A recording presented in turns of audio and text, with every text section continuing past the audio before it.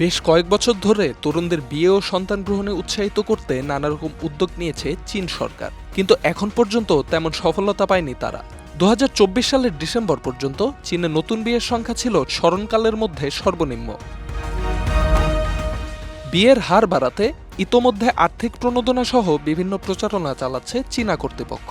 তা সত্ত্বেও 141 কোটি জনসংখ্যার দেশটিতে গত বছর নিবন্ধিত বিয়ের সংখ্যা ছিল মাত্র 61 লাখ, যা আগের বছরের তুলনায় 20% কম।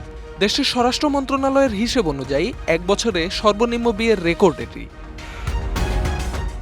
মন্ত্রণালয়টির অপর এক জরিপ অনুযায়ী গত বছর ডিভোর্সের নিবন্ধন করেছেন প্রায় 26 লাখ দম্পতি, যা 2023-এর তুলনায় 28,000 বেশি। এর আগে 2013 সালে বিয়ের পিঁড়িতে বসেন প্রায় 1,30,00,000 চীনা দম্পতি। এরপর থেকে দেশটিতে বিয়ের হার ক্রমশ কমতে শুরু করে। কোভিড লকডাউনের পর 2023 সালে কিছুটা বাড়লেও গত বছর তা কমেছে অস্বাভাবিক হারে। চীনের বিশেষজ্ঞরা মনে করেন বিয়ের হার কমতে শুরু করায় হ্রাস পাচ্ছে জন্মহার।